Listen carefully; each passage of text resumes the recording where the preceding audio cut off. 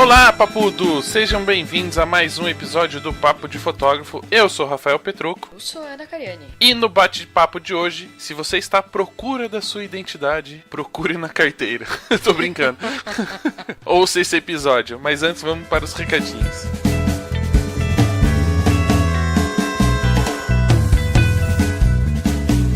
E recadinhos mais do que importantes. Lembrando que se o bate-papo é sobre casamento, vale lembrar que a G-Pix tem um portfólio de álbuns incríveis para você oferecer para o seu casal. Não só do casamento em si, mas também do ensaio pós-casamento, do Trash the Dress, ou seja, qualquer material que você produza para o casal, está lá a G-Pix para poder imprimir e entregar aquele álbum incrível. Dá pra fazer até do chá de lingerie, né? Dá pra fazer de tudo, e dá até pra fazer a continuidade, chá de bebê, chá de gravidez. Gente, não sai da família. É de casamento pra família, newborn e etc. Segue o rumo, segue o fluxo. Então, entra lá agora, gpixpro.com.br e conheça a linha de produtos. Ah, mas Rafael, tem alguns álbuns que, é difícil imaginar uma capa. A G-Pix tem uma linha com templates super bacanas. Eu tenho alguns da Helena aqui em casa. Eu comprovo que são álbuns bem feitinhos, bem produzidos, com a melhor qualidade que você pode encontrar. Então, acesse agora gpixpro.com.br. Bom, e pra complementar todo esse processo, né, que a gente faz coisa de todo mundo pra família toda, a Album, ela tem uma plataforma tão grande que parece uma família, tem tudo lá dentro, né? Genro, né? O Proof é o genro, foi se aproximando, foram chegando e foram construindo essa plataforma, essa grande família. Meu Deus do céu. Então vamos lá, através do ProSite você cria o seu site profissional em poucos minutos. Aí você tem o Clickster CRM, que ajuda você a organizar todos os seus contatos, agenda, o seu fluxo de trabalho, e ele te lembra de tudo que pode ser feito. Esse é praticamente a mãe, né? Ela lembra de você de todos os seus compromissos. Que lembra dos aniversários, tudo isso aí. Exatamente. O Proof, que você quer, o genro, né? Ele envia fotos e os álbuns para os seus clientes selecionarem, comentarem e aprovarem. E após saber o que vai pro álbum, você pode diagramar lá dentro mesmo do seu navegador pelo Design Inbox. E aí, para surpreender e fidelizar o seu cliente, a Album inova com a realidade aumentada. Suas fotos ganham vida se transformando em vídeos na tela do smartphone do cliente. Esse aí é o neto tecnológico. Ou o cunhado, que aumenta, mas não inventa. Então entra lá em albumpro.com.br e você pode testar de graça o Proof ou o Clickster. Muito bem, e eu tenho 2 recadinhos importantes do Papo de Fotógrafo. Mande-os. Primeiro, lembrando que a gente já tem aí colocado nas redes sociais que se você quer falar sobre fotografia, escrever sobre fotografia, o Papo de Fotógrafo está com as portas abertas para ajudar você a disseminar, a espalhar este conteúdo aí pelas World Wide Web. Pelo www. Então, se você tem um conteúdo bacana de fotografia, quer espalhar isso pelo mundo, escreve pra gente no contato @papodefotografo.com.br que a gente vê se o conteúdo encaixa na nossa proposta e coloca no ar o mais rápido possível. A segunda dica, eu já deveria ter falado isso alguns episódios atrás, mas eu sempre me esquecia, dessa vez eu lembrei, é que a partir de agora a gente vai fazer uma gincana. Né? Você escutou um Papo de Fotógrafo, um episódio ou qualquer outro programa que está rodando aqui na nossa plataforma, se você compartilhar no Stories, no Facebook ou no Instagram mesmo, no feed, né? Marca a gente, não esquece de marcar, porque cada publicação que você fizer com a gente marcado e que a gente veja a publicação, você vai todo mês concorrer a um prêmio. Ó, bom, hein? Pode ser voucher de parceiros, pode ser caneca do PDF, pode ser muitas coisas. Pode ser abraços, chocolates, balas. Ah, não, esse é pra gente. Então, lembre, toda vez que você ouvir um episódio, compartilha no Stories, compartilha no feed, compartilha no Facebook. A gente vai anotar o seu nome na nossa planilhinha de prêmios e você vai concorrer a algum prêmio que a gente vai escolher no mês. A gente vai decidir, vai esperar os parceiros mandarem pra gente pra poder ganhar alguma coisa da gente.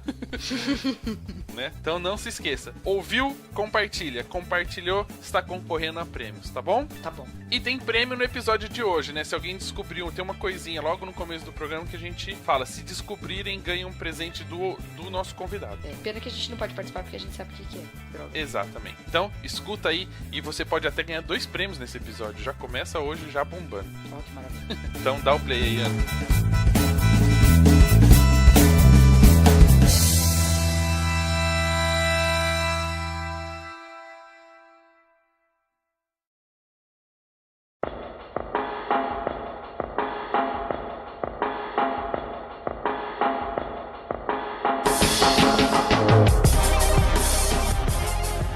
Então vamos dar as boas-vindas ao nosso convidado do episódio de hoje. Dani, ou Danis, se vocês ouvirem eu usando essas duas terminologias durante o programa, a gente pode contar em off depois pra quem perguntar. Combinado? Combinado assim, Danis? Tá ótimo, tá ótimo. Isso é só pros íntimos, vamos deixar nisso aí bem claro que é só pros íntimos o Danis, então tá valendo aqui, tá bom? Tá ótimo. Quem acertar ganha um prêmio, ganha um preset aí do Dani, pode ser? Pode ser, porque acho que só 5 pessoas sabem. E 2 estão gravando este programa e não podem participar. Então, tem 3 chances aí.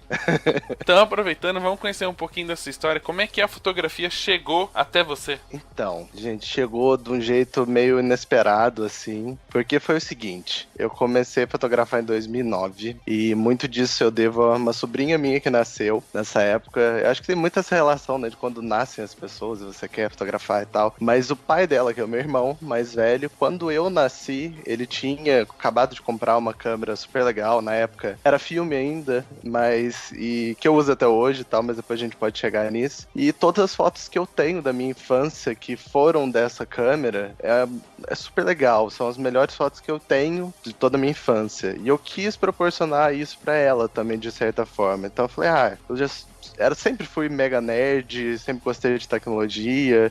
Vou investir, vou comprar uma câmera, vou aprender mais ou menos a usar pra ter umas fotos dela nessa infância e tudo mais. Eu tinha 16 anos na época, então comecei assim, bem novinho mesmo, a fotografar, e com o tempo eu comecei a curtir aquilo ali. E toda oportunidade que eu tinha de fotografar na minha cidade, que eu sou de São Lourenço, Minas Gerais, sul de Minas, cidade bem pequena, então acaba que a gente conhece todo mundo, então, tem um evento aqui de, sei lá, de balé, tem um evento aqui de música, de não sei o quê. Então eu ia conversando com o pessoal que a gente acaba conhecendo a cidade inteira, então a gente ia entrando, eu vou fotografar isso aqui, vou ver como é que é e tal. E eu comecei a curtir. E numa dessas, eu conheci a minha sócia, que até hoje a gente fotografa junto, e ela também tava meio nesse início e tudo mais, e ela me chamou pra fotografar um casamento. E eu tinha essa idade ainda, 16, 17 anos, e foi super louco, assim, pra mim, porque eu nunca me imaginei fotografando casamento, tipo, nunca mesmo tinha passado na minha cabeça. Acho que eu nem tinha ido em tantos casamentos assim na vida pra saber como que funcionava. E eu fui. Você nem sabia o que era casamento, na verdade. Sabia que tinha comida à vontade depois da cerimônia.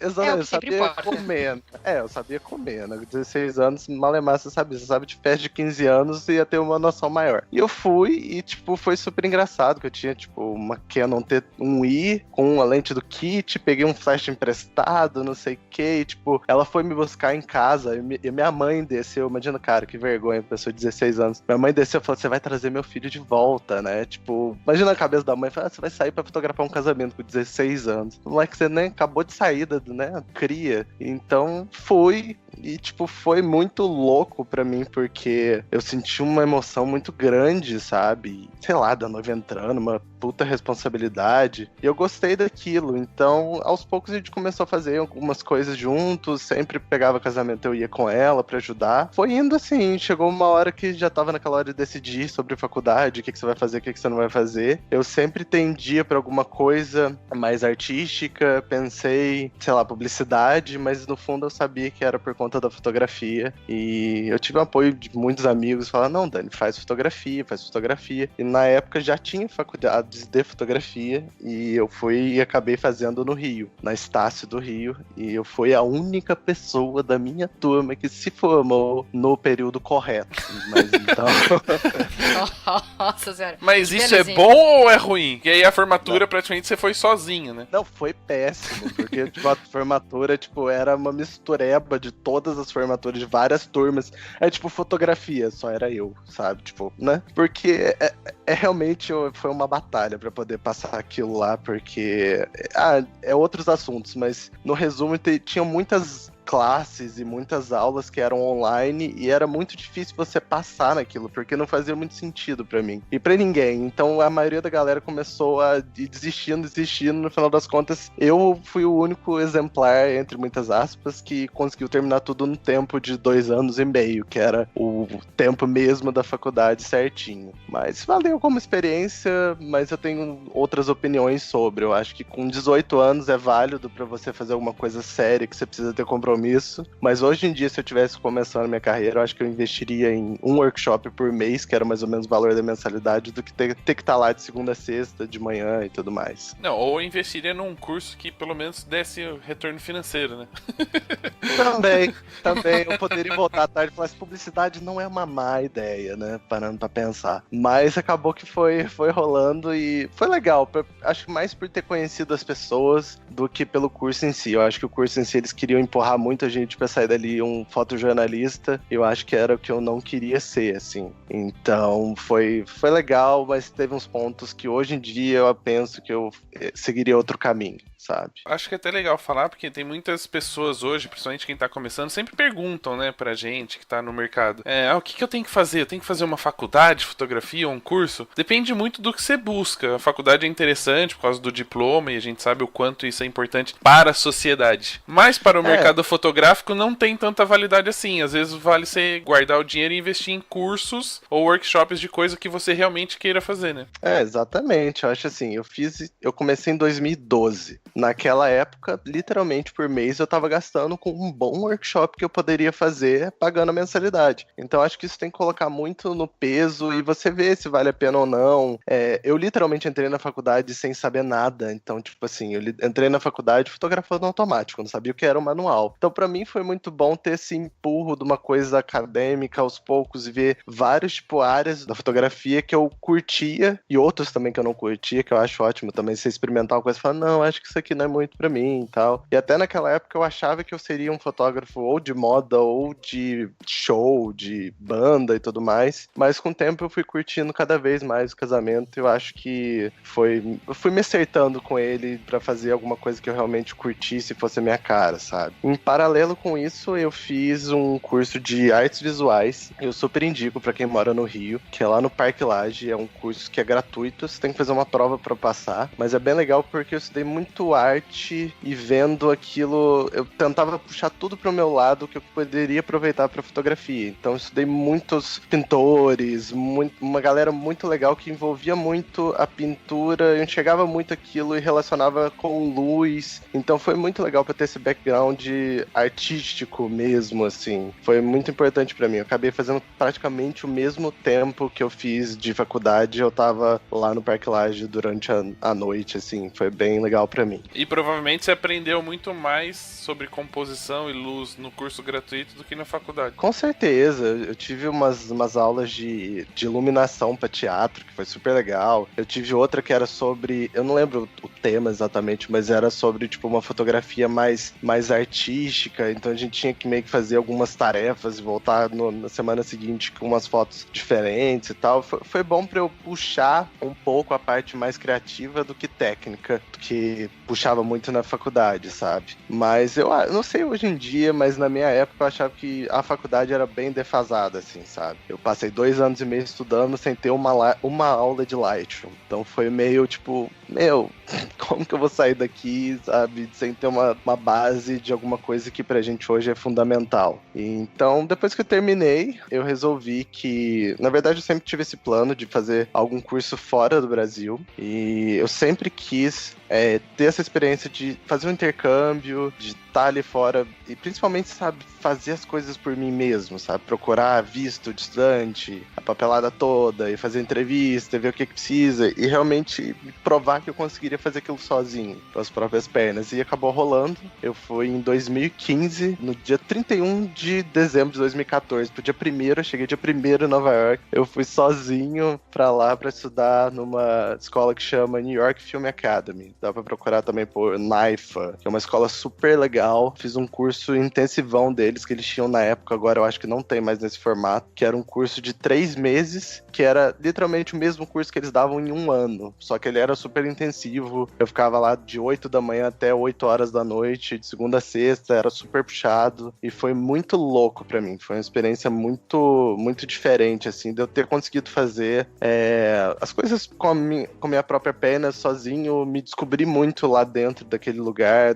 daquela cidade, me entender mesmo como pessoa e o que eu queria fazer depois dali, sabe? Foi muito um ponto de eu vou ver realmente se é isso que eu quero pra minha vida e eu vou voltar com uma outra cabeça. E é claro que também foi outros tempos de viajar com o dólar a 2,20, então dava pra comprar muita coisa na BH. Essa época foi muito Um boa. sonho de Eu todo viajei fotógrafo. no dólar a 2,06. Nossa, Eu te entendo. foi surreal. Eu lembro quando eu tava voltando, tava naquele esticada por dólar chegar a R$3. Eu tava, meu Deus, tem que ir embora antes disso bater R$3. É surreal. Hoje em dia você olha e fala, meu Deus, se tiver R$3, tava ótimo. A BH no dólar a 2,06 eu queria realmente comprar a loja inteira. Mas é que mesmo a 2,06 não dava, mas... Eu cheguei, no primeiro dia eu fui na BH, eu fiquei 8 horas dentro daquela loja. Escolhi 2 opções de hotel. Qual que você acha que eu preferi? A que ficava a 2 quadras da BH, praticamente.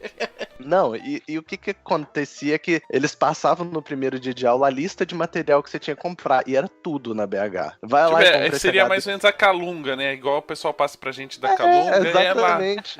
a New York Era- Film Academy manda a sua lista e você passa na BH pra retirar os produtos, apresenta a listinha. Nem precisa da lista, né? Você chega lá e fala assim, eu sou aluno do curso tal. Os caras já têm a lista pronta. É. Já vem com o pacote, já desce a caixinha, já vem a caixinha com tudo dentro. Aham, e a gente tinha desconto pra poder comprar lá ainda, por ser aluno. Então era surreal. E a escola em si, tipo, muita gente me pergunta sobre a escola, e cara, foi uma das melhores experiências que eu tive na vida, assim, foi muito legal. Porque, diferente do que o pessoal pensa, eu estudei muita coisa lá que não envolvia casamento. Então eu tinha a parte muito forte sobre iluminação para estúdio, retrato, a gente tinha umas aulas de artes que era um negócio surreal, tipo, eu vou mostrar aqui esse pintor, tal, esse slide, abrir um slide rapidinho, mas agora fecha os livros, a gente vai lá pro MoMA ver as pinturas dele, tipo, normal, segunda-feira, vamos lá pro MoMA ver as pinturas dele ao vivo, parará. Então assim, a gente tinha algo que, sei lá, não sei explicar, que ter essa vivência foi muito importante pra mim, e eu não tive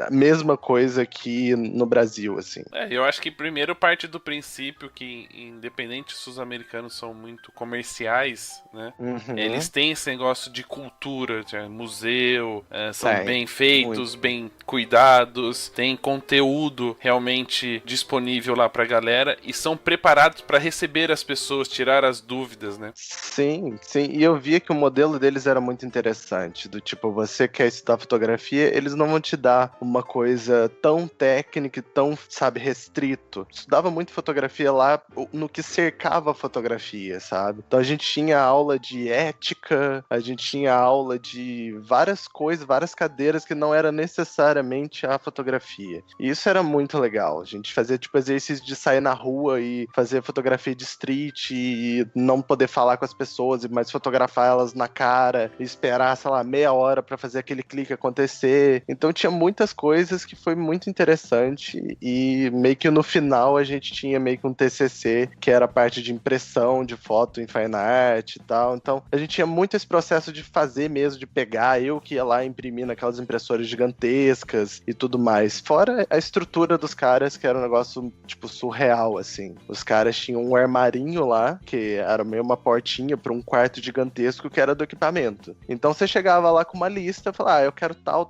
equipamento, não sei o que, e, sei lá, te devolvo amanhã. Você tinha um dia pra meio que alugar de graça com eles qualquer equipamento que você possa imaginar na face da Terra, ou no final de semana você pegar na sexta-feira e entregar na segunda. Então, Tipo livro na biblioteca. Exatamente. Embaixo da câmera, assim, tinha um envelopinho que você punha a fichinha. Nossa, gente, eu lembro disso. Bem isso, e era surreal, porque eu fiz isso todos os finais de semana. Como bom brasileiro, eu pegava equipamento pra testar. Mas devolvia, sei né? lá, devolvia. Como bom brasileiro, como pegava bom na brasileiro, sexta e na devolvia, segunda, como um bom americano, devolvia. Devolver.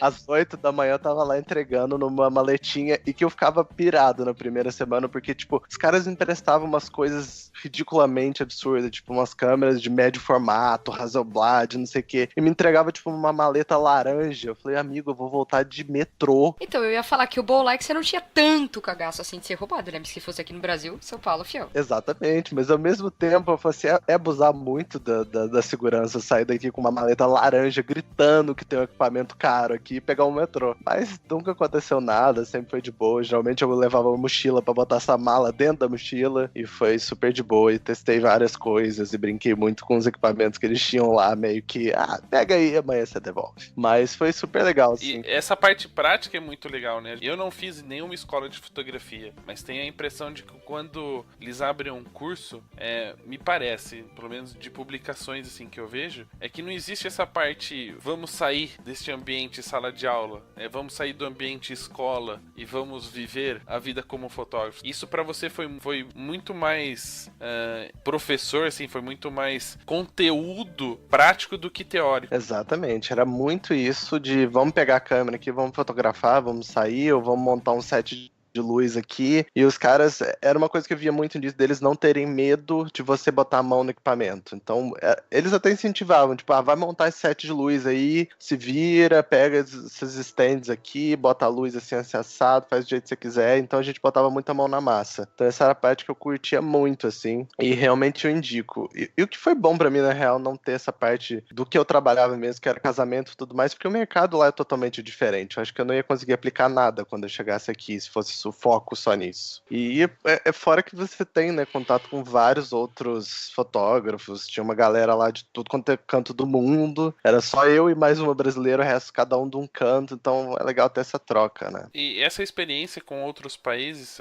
você teve algum feedback? Porque uma coisa é você como brasileiro, numa realidade aqui, chegar naquele lugar e ter tudo isso à disposição. Você sabe de alguma história que é muito parecida com a nossa? Ou se, por exemplo, quem é da Europa, que também tem uma certa facilidade de comprar os equipamentos, ter acesso a tudo isso, tinha uma experiência diferente? Então, isso foi muito curioso, porque eu fui descobrir na primeira semana que eu tava numa turma de milionários e eu era só um brasileirinho. Então, assim, a galera tinha muita grana pra estar ali, pra, sei lá, investir em equipamento e tudo mais. Eles nem precisavam ficar pegando emprestado pra testar, né? Não, Eles claro tinham os que deles. não. Eles tinham umas coisas absurdas e tal, e tava todo mundo meio que acostumado nisso. E eu só fui reparar, tipo, realmente que a galera tava em um outro patamar de grana. Quando a gente fez, sei lá, a primeira reunião, que saiu todo mundo da turma no final de semana, e, tipo, a conta deu $350 pra cada um. Ela falou, dividir no meio, tá tranquilo. Eu falei, o quê? Aí você dormiu 2 meses na rua. Não, eu falei, não, esse mês aqui, esquece que, tipo, assim, é só McDonald's, sabe? Acabou. Ainda bem que é baratinho lá, né? Porque aqui você também tava ferrado se tivesse que viver de Mac. Ainda bem que lá é, tipo, o trocadinho, né? É. Mas eu não tive tanto essa relação de ver, tipo, a galera... Como cada um era de um canto do país, do mundo, era muito louco você ver o que cada um fotografava. Então tinha uma galera que já vinha de um background totalmente diferente, de fotografar cavalo, que eu achava muito doido, mas, tipo, eu só fazia isso. Uma outra galera que era mais retrato, enfim, tinha uma galera meio que tava querendo se encontrar ali. Mas a minha turma que eu peguei era, tipo, uma galera que já tinha mais ou menos a condição, assim, digamos. Mas é legal, foi legal ter essa convivência e ver o estilo de fotografia em tudo quanto é canto do mundo, assim, é muito diferente do nosso. Uma perguntinha, uma curiosidade pra quem se interessou de repente em arriscar ir pra Nova York e fazer um curso parecido com o seu. Como é que é o processo? Existe um processo seletivo? É como se fosse um curso, você se inscreve. É igual ao NIP? Você se inscreve e tá dentro? Não, não. É tipo, muito. É legal, assim, porque eles fazem Na verdade, acho que o maior processo seletivo deles é em questão do inglês, né? Porque, como tudo lá, ninguém vai te traduzir nada, e querendo ou não, tem muito termo técnico que eles vão usar, você tem que estar com o inglês mais ou menos puxado. Então, basicamente, o que eles querem é fazer, tipo, uma entrevista com você pra ver em que nível você tá de trabalho, principalmente seu inglês, se ele, tipo, super fluido pra você conversar, trocar ideia lá numa boa e conseguir, né, absorver, entender tudo que eles vão passar. E também eles exigem um visto de estudante, que é a parte mais chata de você fazer. Mas depois disso é bem sossegado todas essas partes. Você tendo inglês legal e conseguindo a parte de documentação, que é a parte mais chata, que você tem que traduzir, um tanto de documento, vai e volta, não sei o que, faz o visto de estudante e você tá tranquilo pra ir. É sossegado. E eu super recomendo. E a única dica sua é que se houver um happy hour entre os amigos, primeiro pergunte quanto vai dar a conta, Não, né? exato. Não pergunta. Você tem que chegar e ficar mais tranquilo, ver onde eles já escolheram. Tanto é que eu fui em 2 happy hours. No primeiro, que deu 350 doses. No segundo, que é pra finalizar o curso, que eu falei, cada um leva o seu prato. Eu falei, eu vou fazer um brigadeiro, como bom brasileiro. Fiz um brigadeiro. Pô, custou baratinho. Não, e fez maior sucesso. A galera falou, nossa, que é isso? Nunca comi. Eu falei, é uma iguaria do Brasil, meu querido. Você não tem noção. E foi ótimo. Então tem esses truques. Depois dessa experiência lá em Nova York, né, você resolveu voltar para o Brasil. Resolvi, né? A gente teve que vir forçado, mas voltamos. E quando eu cheguei aqui, eu tive muito a vontade de passar muito do que eu vivi ali, do que eu quis desenvolver e das coisas que eu já vinha fazendo ao longo do tempo. E dali foi 2015 mesmo, eu comecei a ministrar alguns workshops, comecei algumas coisas fazendo em casa, no Rio e tudo mais, mas naquele ano mesmo eu cheguei a fazer em vários cantos e foi super legal, foi uma experiência muito massa, assim, pra mim. Essa decisão sua de dar workshop voltando do curso, você cai naquela historinha de que os fotógrafos reclamam muito de falar, pô, o cara acabou de fazer um curso e já quer sair dando workshop. Sim, não, total, né?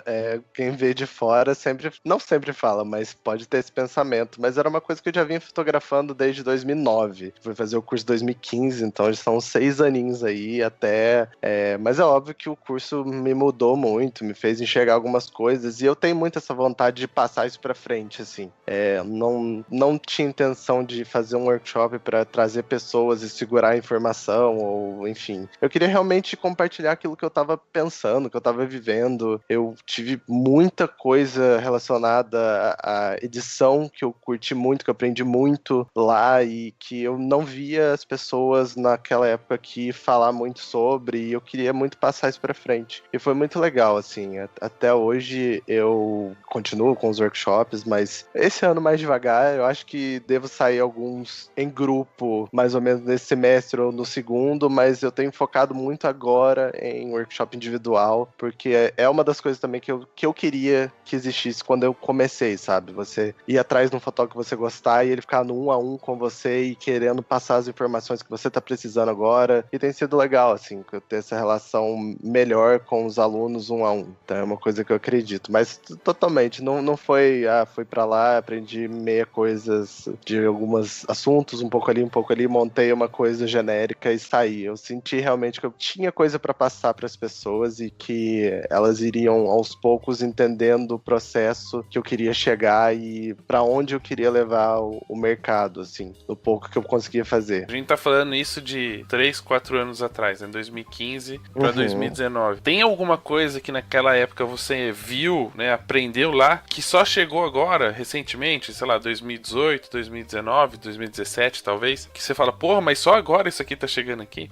Eu acho que não teve tanto assim, não, mas eu acho que na época, quando eu vim, tinha muita coisa relacionada a Lightroom, a atalhozinhos que tinham ali, que o pessoal não usava, e que naquela época ainda eu acho que muita gente em volta de mim usava muito câmera RAW do Photoshop, em vez de usar Lightroom mesmo. Pouca gente se aventurava nisso, e não tanto assim, não senti tanta diferença pra hoje, assim, mas em questão de iluminação, assim, de equipamento que a galera usava lá pra fazer foto de estúdio e tudo mais, e isso até hoje eu não consegui ver sendo algo padrão aqui no Brasil, sabe? Eu conheço a galera que fotografa mais em estúdio, moda, retrato e tal, e a galera não tem a mesma técnica apurada que os caras tinham, sabe? Eu lembro de um retrato que a gente fez, tipo, que era meio que oficial do nosso grupo, que o cara que era, tipo, o professor mesmo de estúdio absurdo, o cara montou com, acho que, tipo, 26 luzes. Era um negócio surreal, assim. Era, tipo, luz pra, sei lá, o seu tênis vai ser iluminado por isso aqui. Era um negócio muito minucioso e que eu não vejo tanto aqui quanto eu já via lá, tipo, em 2015, assim, por conta de tudo, de realidade, de custo, de produção e tudo mais, assim. Não é uma coisa tão acessível pra gente ainda, e pra eles era, tipo, segunda-feira, sabe? E eu via muito também que me impressionava como os professores de lá tinham acesso a equipamentos muito mais desenvolvidos que a gente. Na época que tava saindo aquele iMac que parece uma lixeirinha, aquele Mac Pro, na verdade, todos os meus professores estavam, tipo, encomendando como se fosse, tipo, normal aqui. Eu ficava pensando, cara, quando que um professor meu de fotografia aqui vai ter acesso a um computador que custa, na época, custava lá 30 e tantos mil, 40 mil reais. Sabe? Não, hoje ainda continua custando tudo isso. Na verdade deve estar até mais, é porque o dólar tá mais alto. Eu tô vendendo Sim, o Onix sim. pra comprar um Mac novo. Né? Tipo isso. É tipo isso. Então, essas partes que eram mais gritantes de diferença de lá pra cá também. Você foi como fotógrafo de casamento e voltou um fotógrafo mais completo, né? Talvez até tirando da própria marca ou do próprio estilo a fotografia de casamento, já que você adquiriu tanto conhecimento. O que esse processo, esse aprendizado, tanto da faculdade aqui no Brasil quanto em Nova York, trouxe para sua identidade, né? Como você falou, eu aprendi mais sobre luz, até sobre pós-produção. E o que isso começou a mudar no seu trabalho, se a gente falar de identidade da fotografia? Legal, legal. Então, eu acho que ele trouxe muito eu repensar o que eu queria fazer. Eu repensar no processo que eu já estava fazendo antes, se era realmente aquilo que eu queria. E eu acho que eu fiquei 2015, 16, quase um pouco de 2017, maturando isso e até entrando meio que numa crise de identidade por conta de tudo que eu vivi lá e tudo que eu estava pensando, porque eu fotografava muito e não me via dentro daquelas fotos. E eu acho que essa é uma das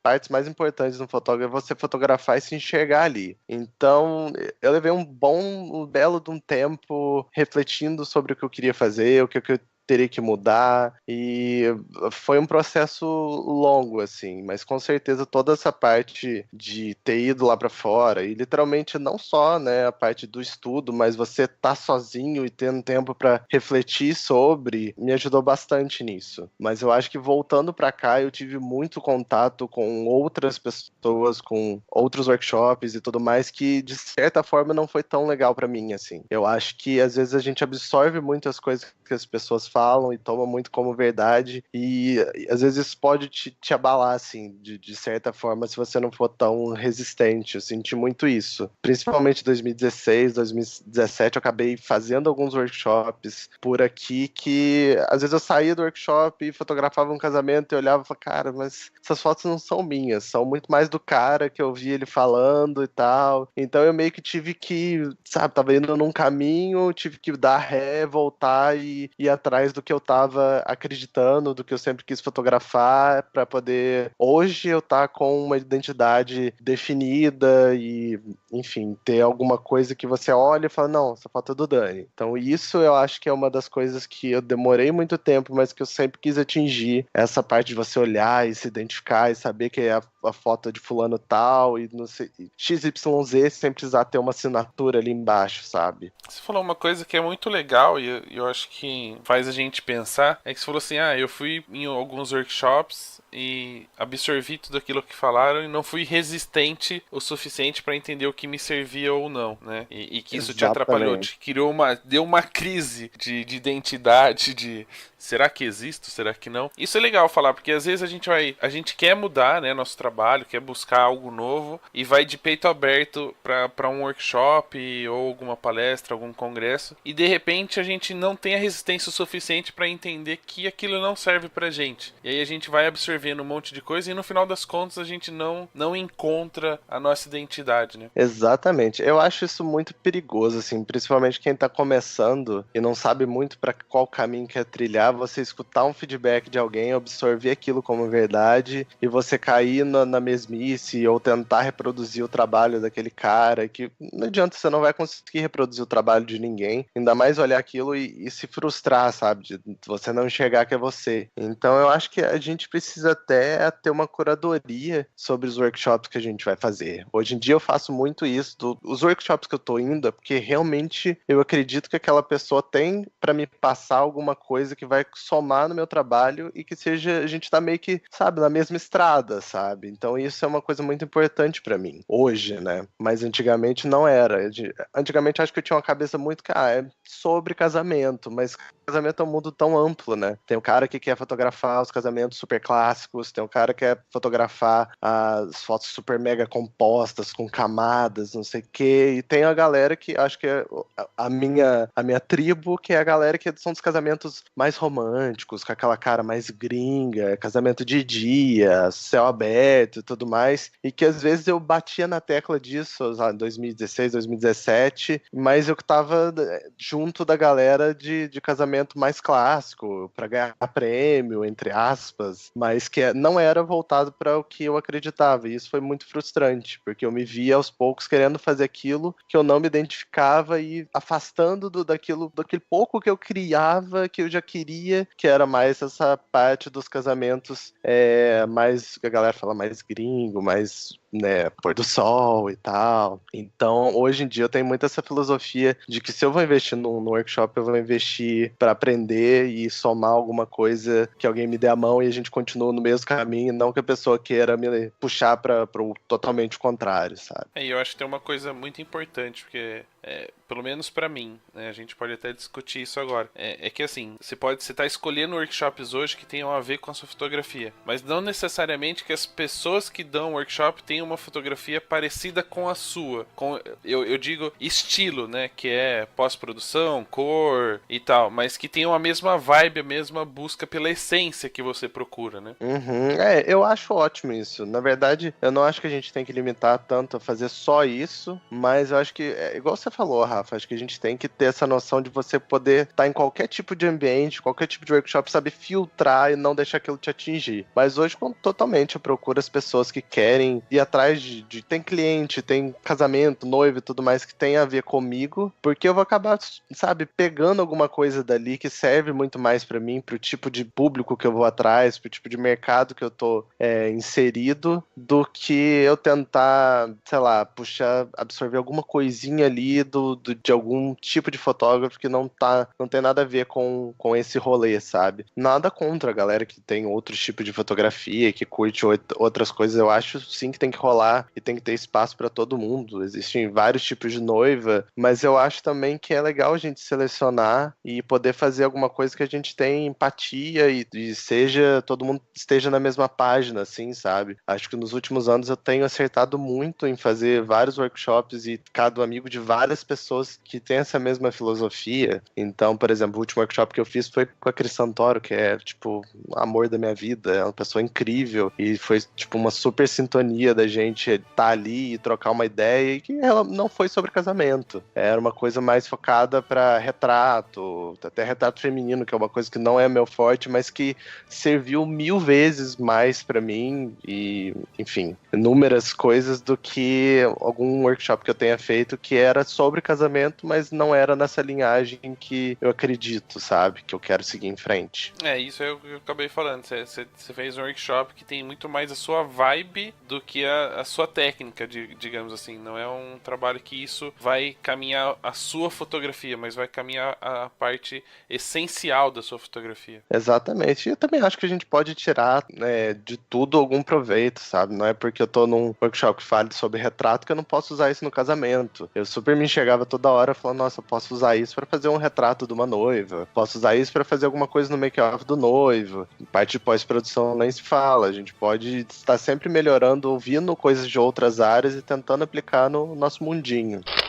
E nesse seu processo de descoberta, né, tanto da essência quanto da sua fotografia, é óbvio que quando a gente fala, hoje eu busco noivos que gostem do meu trabalho, da minha essência, mas existe, lógico, aquela parte financeira, né, onde você tem que equilibrar e falar assim, até quando eu vou aceitar trabalhos que não são pra mim e em que momento eu vou deixar de aceitar, vou parar de aceitar pra realmente seguir. Você teve um plano pra isso ou foi acontecendo naturalmente? Então, eu acho que isso é muito legal da gente conversar, porque a gente não sabe falar não, né? Pra mim foi muito difícil você ver e fazer uma reunião com noivos que não tem nada a ver com o teu trabalho e você conseguir explicar pra eles de uma forma legal, literalmente, sabe, meio que negando dinheiro que não iria funcionar, ou que a gente poderia indicar algum outro fotógrafo que seja muito mais a cara deles. E tudo isso vai de um processo. Eu acredito muito que pra cada sim que você fala, você acaba dando vários não. Então, se você acaba aceitando um casamento que não tem nada a ver com você, você pode passar uma semana, um mês, pra procurar alguém que queira aquela data, que tenha tudo a ver com você, com o seu trabalho, e você tá trancado porque você tava com medo de não fechar aquela data, perder aquele dinheiro e tudo mais. Então, hoje eu tenho uma filosofia de que, cara, aos poucos eu fui fazendo esse portfólio de casamentos durante o dia, e toda vez que eu fazia, eu puxava isso e falava mais sobre isso, que é uma das coisas mais importantes da minha vida, que eu sempre converso com todo mundo, que não adianta, tudo que você mostrar no teu trabalho, no teu feed, no teu Instagram, vai ser o que você vai atrair. E esse era um dos meus principais erros em 2015, 16, 17, é que eu mostrava só casamento à noite e reclamando que não tinha casamento de dia, não tinha casamento de dia, mas eu só mostrava portfólio de casamento à noite. Então, como que a pessoa ia imaginar que o que eu queria fazer, ou que, sei lá, era o meu diferencial, era o casamento durante o dia, se meu portfólio inteiro era à noite. Então, aos poucos eu fui puxando mais isso, dando mais ênfase e tudo mais. E hoje, a maioria dos nossos casamentos, 80% dos meus casamentos são durante o dia. E eu tenho isso muito firmado, assim, que eu tenho um valor diferenciado para quem casa até 5 horas da tarde, a cerimônia é marcada até 5 horas da tarde, e um outro valor para depois disso. Para justamente cada vez mais as pessoas entenderem que é isso que eu quero fazer. É isso que é a minha essência. Faz muito mais sentido para mim eu ter um casamento que tá ali durante o pôr do sol, ao ar livre e tudo mais, do que um casamento que começa às 9 horas da noite e vai ter balada, vai ter isso e vai terminar às 7 horas da manhã. Não que eu não goste, eu acho super legal e super válido, assim, sabe? Como você tava falando, a gente precisa pagar nossas contas. Eu me divirto super, existem várias noivas incríveis que me procuram, que tem esse perfil mais clássico, mais noite, mas o que realmente tem a ver comigo, com a minha vida, com a minha fotografia, são os casamentos durante o dia, sabe? Mas acho que é um processo de você estar sempre mostrando aquilo que você quer fazer e muitas vezes abrindo mão de algumas coisas para você, aos poucos, chegar num patamar que você pode não escolher, mas você fica tranquilo da sua consciência para decidir que esse casamento vai ser mais legal do que esse casamento aqui vai ser mais indicado para outro fotógrafo, esse aqui eu acho que eu vou abraçar mais, e fazer algumas limitações para você ter um estilo, assim. Agora, aproveitando o gancho, vai ter desconto para quem casar antes das 6 da manhã agora?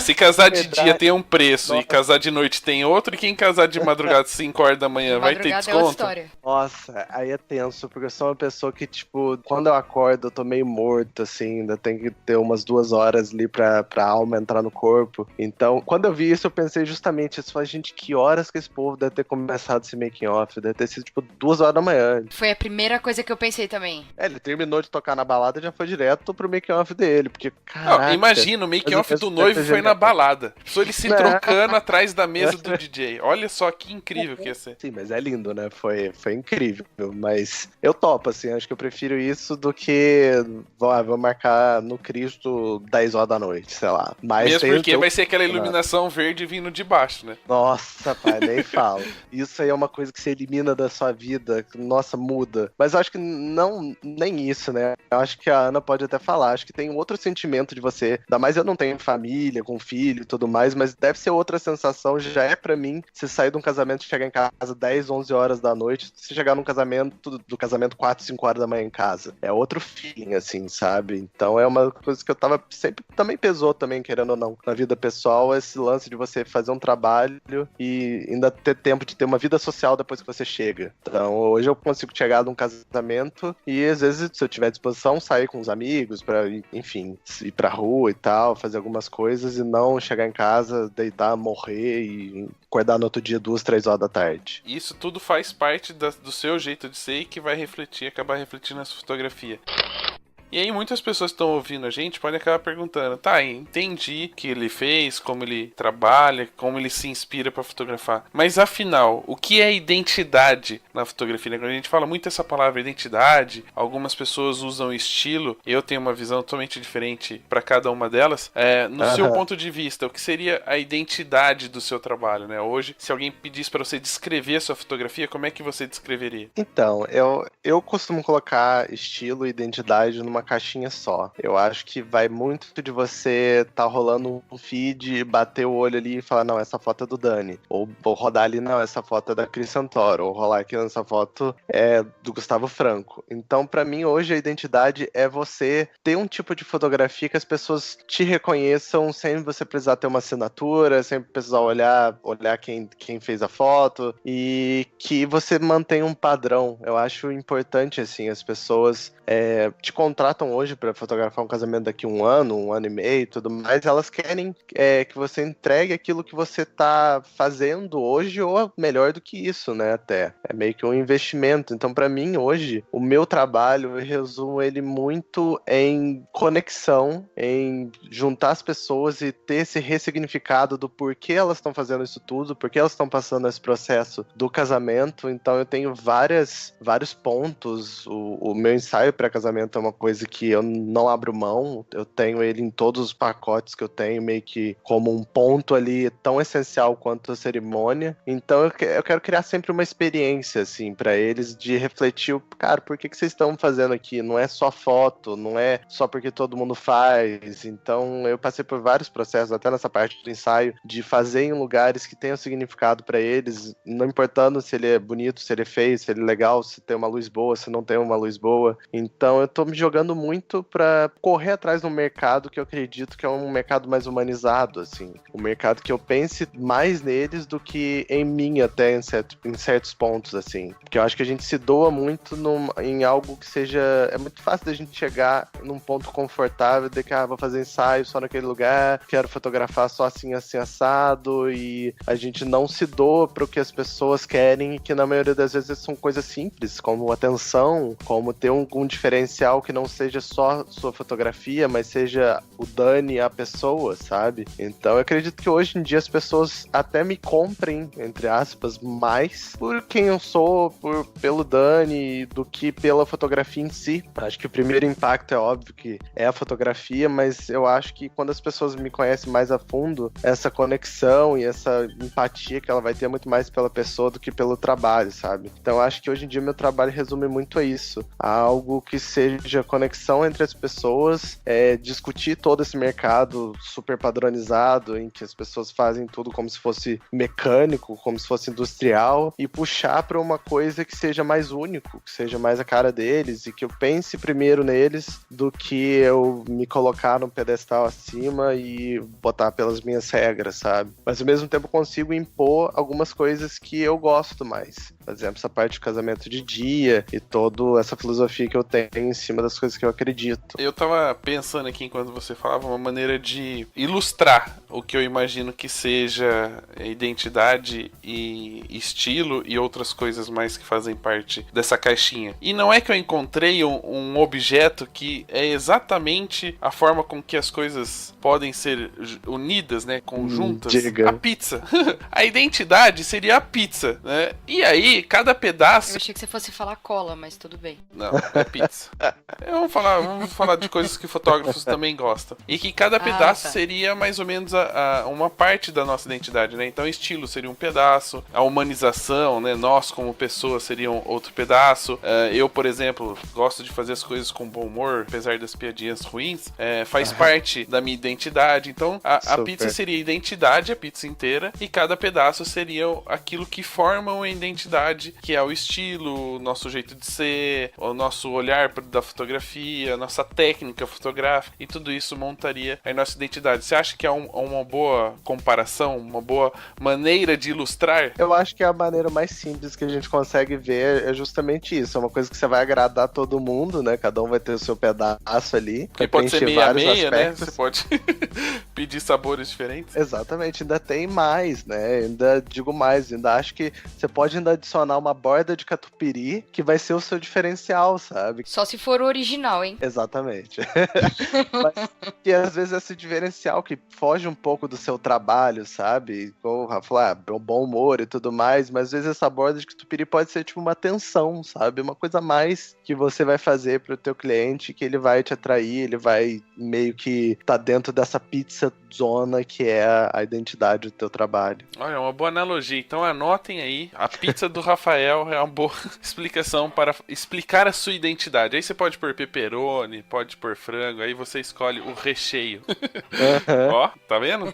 Dá pra fazer uma palestra sobre pizza, tudo a ver com fotografia. Sim, vou levar um pizzaiolo lá e não arrebentar na palestra só falando sobre isso, sabe? E tem que ter pra todo mundo, né? Tem que ter sabores pra todo mundo, né? Exatamente, até vegetarianos, né? Exatamente. E aí, falando um pouquinho dessa brincadeira que a gente tá falando da identidade, mas falar da essência, existem duas coisas que fazem parte do nosso trabalho. É a técnica, a essência, né? A gente já percebe pelo seu discurso que a sua essência é buscar muito mais a humanização. Mas qual é o equilíbrio que você tem entre tudo aquilo que você aprendeu na faculdade, em Nova York, trazendo isso para o seu trabalho na prática? Então, eu acho que tem muito esse equilíbrio de ter uma técnica muito, até minimalista, eu acho, em algumas vezes, porque, enfim, tecnicamente falando, eu gosto de usar lentes que têm muito mais desfoque do que normalmente teria. Eu uso o tilt shift para bastante coisa, então eu tento ao máximo ter esse equilíbrio entre umas coisas mais suaves, mais tranquilas, mais simples, tanto na parte técnica como parte de pós e parte de atendimento. Então acho que é meio que juntar isso tudo. Eu acho que a minha fotografia hoje ela é uma fotografia muito sensível, muito doce, assim, sabe? O pessoal acha, tipo, muito romântico, porque eu acho que é o que eu quero transparecer, assim. Eu brinco muito com os casais que eu gosto de fotografar o que tem por dentro deles, assim. E vai depender muito deles pra eu conseguir enxergar o que tem dentro e conseguir retratar aquilo ali, conseguir fotografar aquilo, passar aquilo pra minha imagem. Então acho que tem muito desse equilíbrio de uma técnica, entre aspas, apuradas, mas ao mesmo tempo divertida, não ser uma coisa que eu não me levo muito a sério, e ter essa parte mais sensível de tentar deixar as coisas mais simples e fluidas possíveis. Então acho que tem sempre esse equilíbrio de você ver as coisas por vários ângulos, assim, sabe? Então isso eu tento puxar muito pro meu trabalho hoje. Em Nova York você falou que você tinha várias aulas sobre iluminação, né? Até eles liberavam pra vocês mexerem nas coisas. Você entendeu que aquilo não era pra você dentro desse processo? Super entendi, assim. Era muito engraçado. Eu não vou ficar carregando esse monte de tripé, não. Não, exatamente, que antes de eu ir pra lá, até eu era a pessoa que eu levava, tipo, 2 flashes pro ensaio e queria fazer várias coisas posadas. Não posadas, mas queria, tipo, uma coisa muito composta e, sei lá, toda vez que eu ia fotografar pra um pôr do sol, eu tinha que levar um flash pra compensar a luz, porque ia ficar muito escuro e tal. E eu me vi depois de um tempo entendendo que não, acho que eu quero uma coisa mais simples. Se tá escuro, é pra tá escuro, então vou, sei lá, tentar trabalhar com aquela luz mais fraca daquele dia, entender essas limitações que eu tenho, assim. Eu tive um grande plot twist, assim, a virada na vida o ano passado, quando eu fiz um ensaio que eu virei pros noivos e falei assim, então, como que vai ser o ensaio de vocês? O que vocês querem fazer? Alguma coisa que tenha a ver com vocês no sentido de lugar, não quero uma coisa batida. Era um ensaio no Rio, e eles falaram, Dani, então, a gente não gosta de ir na praia, a gente não gosta de mato, a gente gosta de ficar em casa, ver o Netflix, chamar uns amigos pra cozinhar e tal. Eu falei, rola? Eu, tipo, rola. Vamos ver o que vai rolar. Como é que vai ser isso? Aí eles chamaram os padrinhos e a gente fez literalmente um jantar que eu fotografava. Eu tava ali como mais um padrinho extra, praticamente. A gente comeu, a gente bebeu, coisa que, sei lá, 5 anos, 3 anos atrás. E eu ia falar, meu Deus, não encoste em bebida alcoólica enquanto você estiver trabalhando. Hoje em dia eu vi, cara, eu tenho uma outra visão até sobre isso. Eu acho que você faz parte do trabalho. Então foi um trabalho que mudou muito a minha visão por conta de todas essas coisas que rolou, e o trabalho ficou incrível. Tipo, a luz não era melhor, longe disso, era super de noite, não tinha muita coisa de casal, eu não dirigi eles, porque não tem como se dirigir um casal no meio de um jantar, não tem muito o que fazer, mas foi muito divertido o processo. Eu fui aprendendo aos poucos que eles querem comprar essa experiência pra gente somar e ser mais alguma coisa pra eles ali, ter um significado pra eles durante o casamento, durante o ensaio, que seja. Então, depois disso a gente comecei a brincar muito. Hoje em dia a gente se fotografa, a equipe se fotografa muito durante o evento pra ver mesmo que a gente tá curtindo, que tá sendo uma coisa que tá sendo gostosa pra gente também. E a gente entrega essas fotos pra eles curtem também, falam, nossa, que legal, essa hora que vocês estavam ali brincando, aí um dá um sorriso pro outro, fotografa e brinca e tal. Então, assim, hoje em dia eu só puxo um flash mesmo quando eu tô na pista, na balada, pista do casamento, no caso. É a única hora que eu puxo puxo alguma luz externa, assim, o resto eu vou me dando um jeito, mas da melhor maneira possível com o que eu tenho em mão, assim, disponível. Resumindo, simplificando a técnica, você conseguia pegar mais a essência. Sim, e você acaba diminuindo o peso da mochila, né? Com certeza. Menos bagulho pra levar. Eu só tenho que discordar, quando você falou que no jantar não daria pra dirigir o casal, existe uma foto que é super clássica que você deveria ter feito. Mandado cada um pegar uma ponta do espaguete e ir chupando até se beijarem. E pior que foi espaguete. Pior que não rolou isso, sabe? Mas foi ótimo, porque a gente tava tão louco de vinho, brincando e fotografando ao mesmo tempo que eles nem sentiram, e foi um dos melhores feedbacks que eu tive. Eles falaram que eles ficaram à vontade, os padrinhos, amigos deles ficaram super à vontade. Eu tava ali como um amigo com uma câmera, e não como um estranho na casa deles, porque eu fiquei numa linha muito tênue, que pode dar muito certo ou pode dar muito errado, sabe? Você tentar se enturmar ali no meio da galera e às vezes ficar uma coisa meio estranha, meio forçada, mas super rolou na época e foi, tipo, excelente pra mim. Eu consegui ver essa visão de me doar mais pras situações, pras pessoas. Esse ficamos todos à vontade, não é que rolou um poker strip no final, não, né? Não, foi uma vontade no sentido, eu posso beber aqui do lado deles, contar umas piadas ruins, tá tudo tranquilo. Meu não Deus. Foi tão à vontade assim. Pior piada ruim que a do Petroco você não contou. não estendeu pra uma despedida de solteiro, foi bem light. Foi bem light. A gente bebeu, mas a gente não bebeu, mas não foi tanto. Eu não bebo, então eu teria um sério problema nessa parte. Exatamente, tem essa vantagem, né?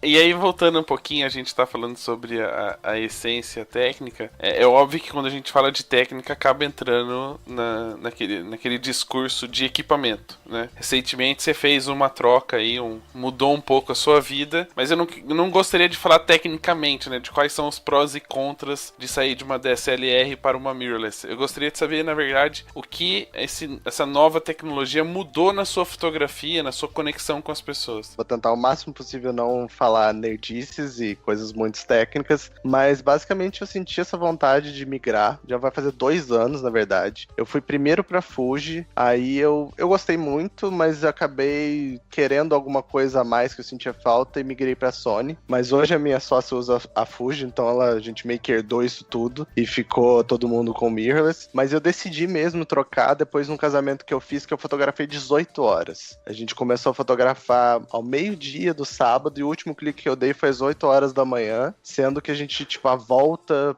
que tava programada era pra 8h30 da manhã. Então, era tanta dor que eu sentia de, tipo, meu Deus, é um peso absurdo que todo mundo fala, mirrors é mais, sei lá, mais leve e tudo mais. É uma coisa que eu contesto um pouco, depende muito do lente que você usa e tudo mais. Mas mudança mesmo prática que eu tive, eu acho que foi a chave que eu tinha pra mudar essa minha parte de identidade, entre aspas, que é o que eu acredito ali no meio, mas essa parte da pizza que a gente tava falando, sobre cores, sobre a maneira como eu fotografava até. Então, pra mim, hoje, eu tô super acostumado a botar o olho no meu viewfinder e ver exatamente a foto que eu tô fotografando. Eu tô muito acostumado com a imagem que eu vou ter, com o tipo de arquivo que eu vou ter, tirado da minha Sony, que tem, tipo, sei lá, cara, é lindo. É um arquivo super pesado, mas que ele te dá muita possibilidade e flexibilidade na pós. Ao mesmo tempo, eu senti que a gente tá muito mais discreto ali durante o casamento,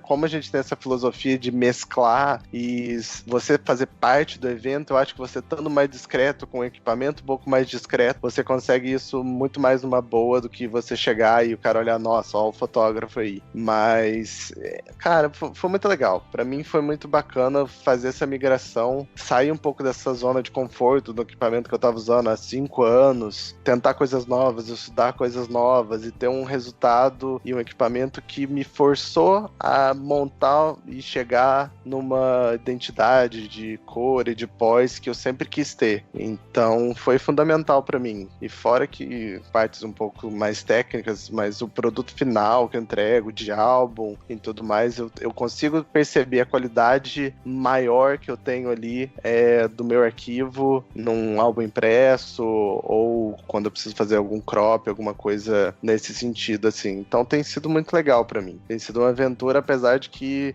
há 2 anos atrás quase ninguém usava aqui no Brasil Sony. Hoje em dia a galera tem vindo muito com as câmeras novas que eles têm trazido, tirando a galera de videomaker, que todo mundo é apaixonado, mas pra foto ainda tá caminhando. Tem uns poucos que estão vindo e tem sido bem legal usar, assim. Eu tenho me identificado muito com o equipamento, assim. Tem sido muito a minha cara e consigo personalizar e tudo mais e deixar cada vez a minha câmera, assim, sabe? Tem sido gostoso esse processo. E isso tem feito muita diferença no resultado final. Muito, muito. Eu acho que desde você, querendo ou não, ser um pouquinho mais leve, você chegar em casa no dia seguinte e você conseguir andar tranquilamente, fazer alguma coisa pós-evento, numa boa, quanto no resultado final mesmo, de impressão, de cor, de resolução e até conforto, assim. Eu acho que a tecnologia veio nessa parte pra gente ter uma garantia de ter certeza do que você tá fazendo, assim. Eu acho que hoje o viewfinder eletrônico, pra quem não sabe, você coloca ele nos olhos das mirrorless, eles não têm aquele espelho, então você tá vendo literalmente uma tela ali com a sua foto final. Então isso eu acho que me ajudou muito até de você, na correria, né, de casamento, você ter certeza do que você tá fazendo ali, sabe, no teu olho mesmo. Então tem sido gostoso, eu acho que é o caminho, assim. Eu falo muito hoje que para todo tipo de trabalho existe uma mirrorless certa, mas tá tudo bem se quiser deixar a DSLR e continuar usando, mas eu acho que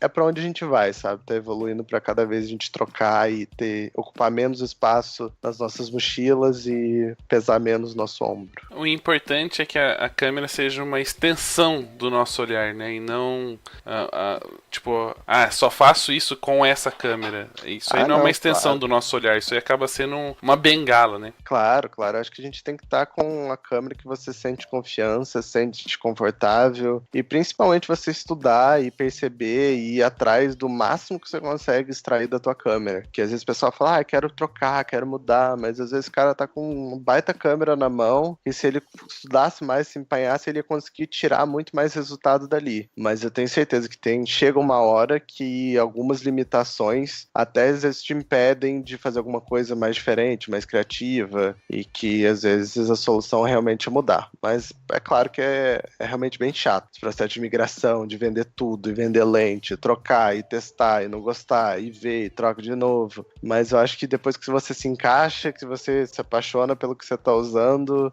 eu acho que só tem benefício. Eu acho que tem uma frase que eu gosto de usar muito, que é de uma ex-chefe minha, né, ex-patroa, em que ela falava assim, se arrependa de ter tentado, né, e nunca se arrependa de não ter feito. Sim, então, se você acha realmente que a câmera e isso pode mudar a sua fotografia, vai lá, aluga, pede emprestado e testa 1, 2, 3 vezes pra ver se realmente é aquilo. Se não for, tudo bem voltar atrás, trocar de volta, né? Voltar com o que você tinha e continuar fazendo o que você estava fazendo. Mas arrisque, faça algo diferente. Eu também acho. Eu acho que não tem nada, o pessoal fica nessa guerrinha de marca e Canon, Nikon, agora a galera fuge contra a Sony. E é uma baita de uma besteira, assim. Eu acho que você tem que estar confortável com o equipamento que você quer. Mudança eu acho que é sempre legal. Você não ficar ali até parado. Eu acho que, tipo, quando você tem alguma coisa por muito tempo, você fica muito preso a fazer exatamente as mesmas coisas, usar as mesmas configurações e meio que fazer um padrão. Quando você muda tudo isso, a gente começa a, sei lá, você sente até mais vontade de fotografar, por ter uma novidade, ter uma coisa nova e ter que estudar pra poder fazer alguma coisa diferente. Mas é bem isso, eu acho que assim, trocou, não curtiu, vai ter outra galera que vai ser ótimo pra ele, passa pra frente, volta atrás, vai pra outro. Eu acho que é legal, é chato esse movimento de ficar trocando, que dá uma desgastada e tudo mais, mas é bom, igual você falou, a gente tem que testar e ver o que vai funcionar, se não funcionou, não tem problema nenhum, voltar atrás. Muito legal. Dani, tá muito bom, tá inspirador o bate-papo, né, da gente buscar realmente a nossa essência, encontrar a nossa identidade. Antes da gente terminar, tem alguma dica pra quem hoje tá vivendo aquela crise que você passou quando fez aquele monte de workshop? Tem alguma dica que você possa dar pra galera acalmar os ânimos, começar 2019 já se programando pra fazer um bom ano e encontrar o seu lugar nesse grande mundo? Eu acho que tem. Eu acho que uma grande dica é você fazer esse filtro de, sabe, quando você tá indo num workshop que você não tá curtindo, que a pessoa tá falando alguma coisa, filtra isso e absorve só o que é bom pra você. Mas antes disso, quando você for procurar alguém, algum profissional que você se inspira, que você quer ter, tentar trilhar o mesmo caminho que a pessoa, no mesmo segmento, tenta ver se realmente é algo que você quer fazer, se é isso mesmo. Basicamente, não ouvir, absorver tudo que as pessoas vão falar, porque uma pessoa vai falar A, outra pessoa vai falar B, e às vezes seu pensamento tá no C e é aquilo que você quer trilhar. Então é meio que seguir, sabe, meio que o seu instinto, o que seu coração tá pedindo pra você e focar nisso. Eu acho que a grande chave que eu posso passar é essa parte de mostrar o que você quer fotografar sempre. Dani, eu não tenho, não fotografo, coisa assim e tal. Cria portfólio, vai atrás. A gente tá sempre criando portfólios, né, que seja fotografar de graça e tudo mais, mas as pessoas têm que olhar o seu Instagram, ou, enfim, qualquer forma que você esteja compartilhando suas fotos, de ver aquilo ali e ver que aquilo ali é o teu trabalho, que aquilo ali é a tua onda, é aquilo que você quer fazer, para as pessoas olharem e falar, beleza, eu me identifico, eu quero fazer. Então é muito disso, sabe? Crise passa, eu acho que a gente não pode ficar nesse looping de que a crise vai tomar conta de você vai desistir de fotografar e tudo mais. E ao mesmo tempo eu acho legal conversar sobre isso, porque às vezes pode acontecer de você querer desistir de fotografia e tá tudo bem também, sabe? Eu tive uma conversa com um dos meus melhores amigos, que é um baita fotógrafo, fez faculdade comigo, não terminou, mas fez faculdade comigo, que no meio da caminhada dele, ele falou, Dani, não me vejo fotografando pro resto da vida. Falei, o que você se vê fazendo? Eu quero abrir um café. Então, assim, eu acho que o mundo tava muito mais preparado pra ter um puta barista que vai fazer um café super incrível, do que ter um fotógrafo frustrado que, por mais que ele tenha tentado 1 milhão de coisas que ele não achou, sei lá, alguma coisa nesse sentido que ele quis fazer, que se identificou, do que perder. Então eu acho assim, não tem nada errado de você tentar e querer mudar e tudo mais. Então, assim, e até nesse caso dele, eu acho que vai ajudar até na fotografia dele, que ele vai continuar fazendo as coisas que ele realmente quer, mas o foco dele vai ser outro. Então, acho que tá tudo bem as pessoas tentarem, e a minha maior dica é essa, cara. Mostra o que você quer fotografar, vai atrás daquilo que você sempre quis e deixa um pouco de lado o que as pessoas vão estar falando, porque às vezes vai ser meio venenoso pra você e vai te puxar pra trás e tirar você do caminho que você já tava trilhando. Muito bem, então a gente deixa aqui todos os nossos desejos para que você encontre seu caminho na fotografia ou não. Sim, parece uma coisa meio religiosa, né? Mas é um papo mais light, sabe? E qualquer coisa vem conversar comigo também, tô super aberto, tô curtindo muito essa ideia de workshop individual, de trocar ideia de um para um, e eu converso muito sobre isso, sobre identidade, sobre planos futuros e tudo mais. Muito bem. Então, Dani, para quem gostou do bate-papo, quiser conhecer mais seu trabalho, quiser saber a data dos seus workshops, acompanhar você nas redes sociais, onde pode te encontrar? Então, Instagram eu acho que é o lugar mais fácil de todo mundo se encontrar, tá todo mundo ali mesmo. O meu é Danis Raposo, Dani S Raposo, com S também. Isso aí só vai saber que é piada mesmo. 2, 3 pessoas por causa desse nome.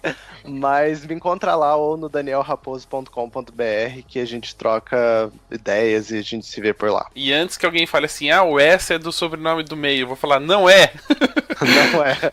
Já acabou a resposta mais óbvia da brincadeira. Não é. É Junqueiro do meio e o J tá muito longe. Muito longe do S no teclado. Muito longe. Não é isso. Então é isso, lembrando que quem acertar o motivo pelo qual existe o S, né, nas redes sociais do Dani, vai aí ganhar um presente ou nosso ou dele, a gente vai negociar isso depois, combinado? Então um grande abraço a todos vocês e até o próximo episódio. Valeu.